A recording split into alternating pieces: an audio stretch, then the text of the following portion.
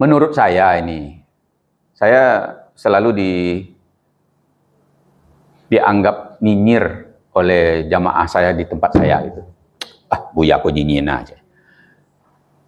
Kata saya, sholat itu tidak seperti kita belajar waktu kecil. Kalau sudah besar, sholatnya orang besar, bukan sholat anak kecil. Kan? Tak itu dek sari diajan, iyo dek sari. Nan kini dak tak itu leh. Lah berubah sholat buya tu. Nah, itu. Indak berubah do, awak memahaminya yang harus berubah. Nah, ada yang biasa, waladdallin, amin, langsungnya aminkan. Mestinya kalau sudah besar, tunggu imam amin baru kita amin. Jangan mendahului imam. Dek sari tak itu saja. Yo dek sari, kini ndak tak itu lagi. Jadi dek sari yo, waladdallin, amin. Karelo pada imam tu. Kalau dek sari itu, yo bantu itu. Dek sari itu baru izinkan pulang baru lari sekali, beradu kau tiba di pintu tu. Agak langsung lari sekali. Alun tantu kan lapeh le do. Nah, seperti itu dulu. Kalau lah kadang mata kayak itu yo. Hendak kayak itu alai. Jadi ada perbedaan. Jadi kalau sholat jangan dahului imam. Paling apa namanya? Paling rendah kesalahannya itu adalah sama dengan imam itu salah, tapi rendah salahnya. Kalau dulu itu kadang salahnya itu. Jadi salah yang sedikit itu diperbaiki menjadi hilang salahnya. Jadi kalau apa namanya itu? Tidak sabaran, kan ada tidak sabaran. Ketika imam kasujud, awaklah betul itu. Tunggunya dulu baru awak sujud. Tapi ini banyak tuh laki-laki, Bu. Laki-laki ini banyak kayak itu. Kalau ibu-ibu enggak ada.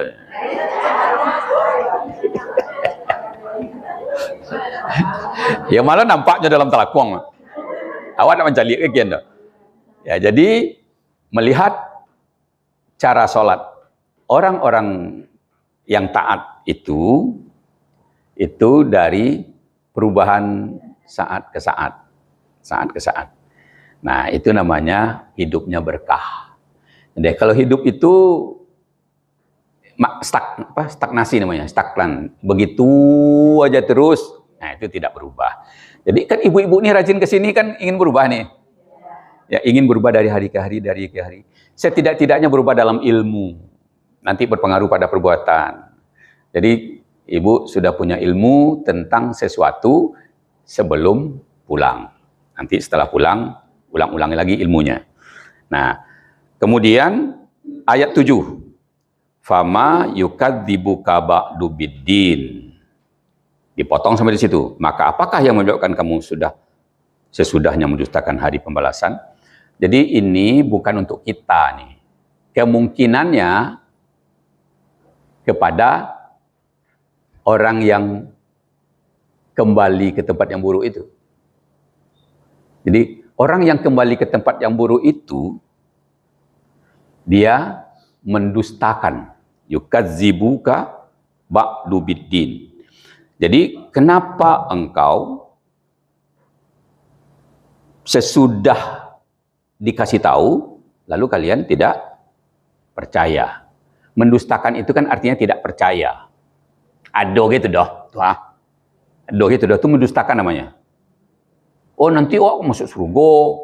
Kalau awak rajin beribadah, surga. Wabashiril lazina amanu amilu solihati falahum jannatut tajri min, misalnya kita bacana itu. Ado gitu dah.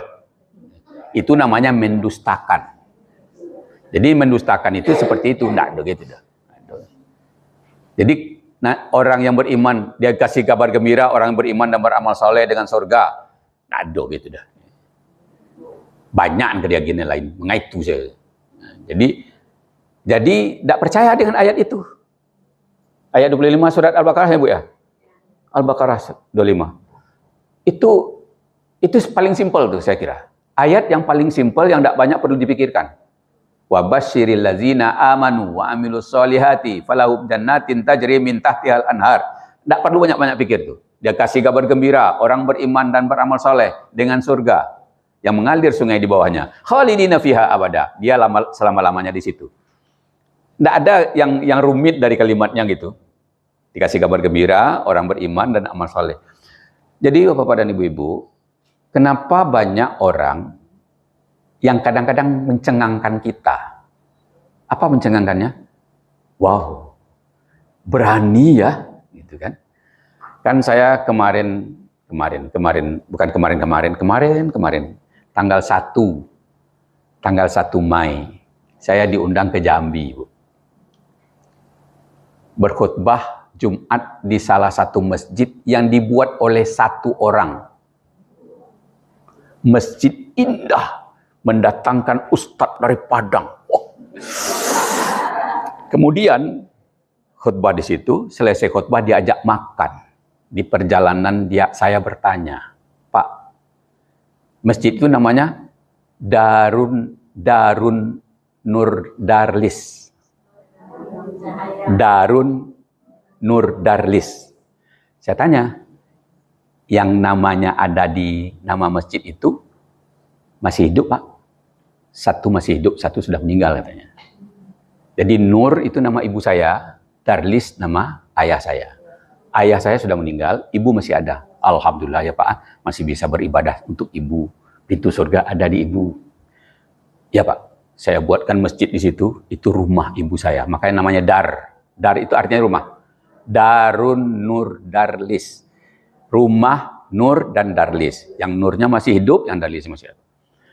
Lalu setelah saya kembali diantar ke hotel, ketemu dengan orang-orang lain, ngomong-ngomong, Pak Eri Rizal namanya. Pak Eri itu, Pak, dia wakafkan 50 hektar kebun sawitnya untuk Muhammadiyah. Berapa kebun sawitnya, Pak? Kok bisa 50 hektar?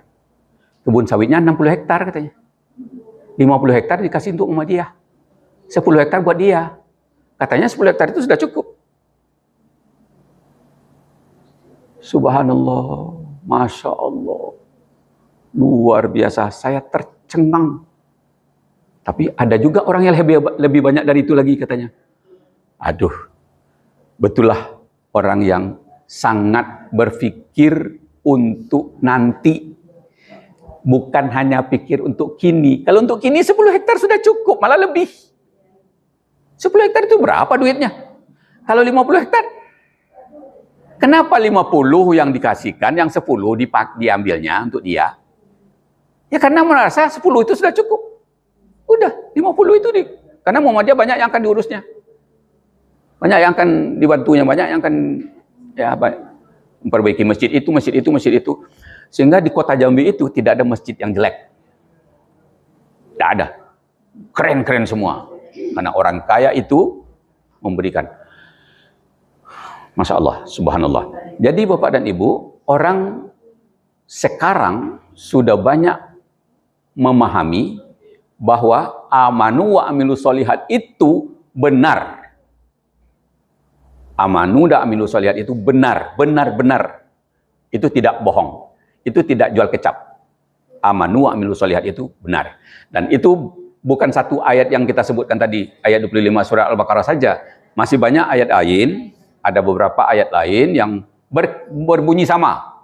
Sama bunyinya. Wa basyiril ladzina amanu wa amilus solihat. Itu sama bunyinya. Nah, ini Allah mengingatkan kepada kita bahwa bila tidak amanu wa amilus solihat, maka kita nanti akan kembali buruk.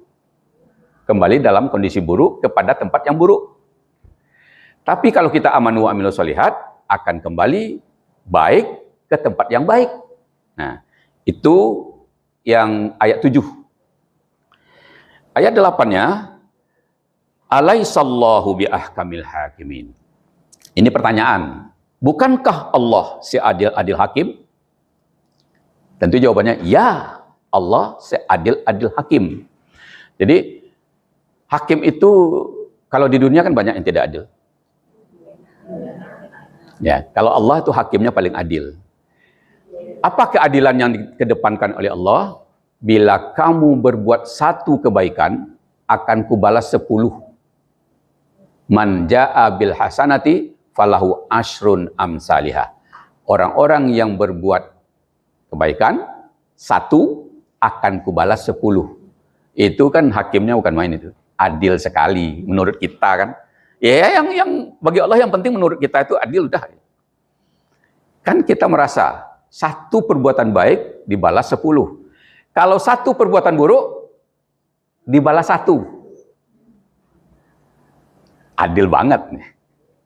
Jadi kalau satu perbuatan baik dibalas 10, satu perbuatan buruk dibalas 1. Nah, itu kebaikannya Allah itu. Jadi Allah itu Maha Pengasih dan Maha Penyayang. Kalau mengasihi tidak pilih kasih, kalau menyayang tidak pilih sayang. Jadi alaihissallahu bi'ahkabil hakimin. Bukankah Allah itu sebaik-baik hakim? Nah, jadi ibu-ibu, 8 ayat sudah kita selesaikan dengan cara saya. Barangkali Bapak, ibu-ibu dapat juga nanti membahasnya dengan cara sendiri, dengan membaca tafsir. Nah, namanya saja tadabbur. Tadabbur itu mendalami apa yang ada di dalam kalimat-kalimat itu. Jadi, menurut saya, yang paling menarik adalah ayat 6. Illallazina amanu wa amilus solihat. Itu yang paling menarik. Kecuali yang tidak kembali ke tempat yang buruk adalah orang-orang yang beriman dan beramal soleh. Nah, sejak sekarang kita lakukan iman, lakukan amal soleh. Jangan lupa beramal soleh. Walaupun sedikit, tidak seperti orang tadi. Orang tadi kan 50 hektar. Ya itu punya saja tidak. Lalu berapa? Ya pokoknya ada lah tiap hari. 1.000, wah jadi 1.000. Boleh. 2.000, ya boleh juga. 5.000 boleh juga. Pokoknya jangan bosan-bosan memberikan bantuan. Itu kan dalam bentuk uang. Kan ada bantuan yang lain. Ada yang bantu orang. Dengan jalan apa ya terserah. Informasi, bisa memberikan informasi sama orang. Orang tak tanya kawak doh. Ada tuh, dalam WA. Orang tak tanya kawak doh. Awak yang jawab. Minta izin dulu ke orang tuh. Maaf ya, boleh mau jawab? Ya. Boleh? Amal soleh tuh. Dapat awak menjawab. Orang bertanya ke ustadz misalnya. Awak tahu jawabannya. Tak izin lu. Izin ya, boleh saya menjawab? Boleh bu, katanya kan. Pasti tajiknya mengizin boleh kan.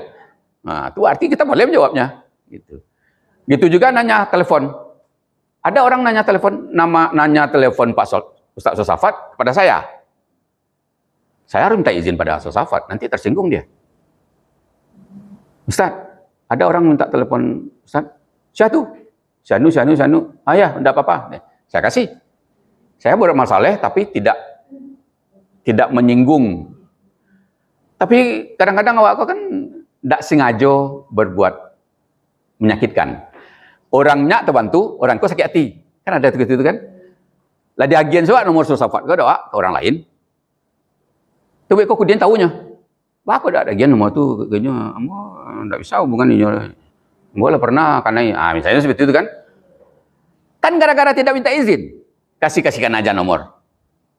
Jadi ngasihkan nomor itu berbuat baik, tapi jangan sampai orang yang nomornya kita kasih tersinggung. Nah, jadi kita berbuat baik jadinya. Lacau. Seimbang dosa dengan pahalanya. Ini di sini kita berdosa, di sini kita berpahala. Ya tidak jadi. Jadi memberi nomor pada orang lain itu juga harus hati-hati. Beri nomor saya pada orang lain. Karena kita sangat percaya, lalu kita kasih saja. Mana tahu tidak dia. Saya kemarin dapat Dapat WA. Kalau ada saldo, tolong daat 1 juta, cik. Kirim ke nomor kau, cik. Saya hubungi orangnya dulu. Dado ke doh, ciknya. Dado, ciknya. Lah bahasa tajik itu mengisi dado kan. Kok berarti orang memakai nomor orang tu untuk mengicu. Nah, jadi itu yang kita khawatirkan. Tak dia yang minta, tapi bangkai nomor dia. Kepandaian orang lah banyak ini, Bapak dan Ibu-ibu. Jadi 8 ayat dari surat At-Tin yang awalnya dari sumpah menunjukkan serius. Kemudian Allah menyatakan bahwa Allah telah menciptakan manusia ini sebaik-baik dibanding dengan yang lain. Paling baik dibanding dengan yang lain. Tapi ada yang kembali ke tempat yang buruk. Yang tidak akan kembali pada tempat yang buruk adalah orang yang beramanu dan amilus shalihat. Orang yang beriman dan beramal saleh itu tidak kembali buruk. Yang nanti akan mendapat pahala terus menerus. Jadi falahum ajrun ghairu mamnun. Dia akan mendapat pahala terus menerus, tidak pernah berhenti. Maka pahalanya itulah yang membawa dia ke tempat yang baik. Di mana tempat yang baik? Nah, itu surga. Dijawab oleh surat Al-Baqarah ayat 25. Salah satunya. Sebenarnya masih banyak ayat yang lain. Nah, di sanalah Allah pada ujungnya menyatakan bahwa Allah lah hakim yang paling baik. Alaihissallahu bi'ahkamil hakimin. Bukankah Allah itu hakim yang paling baik?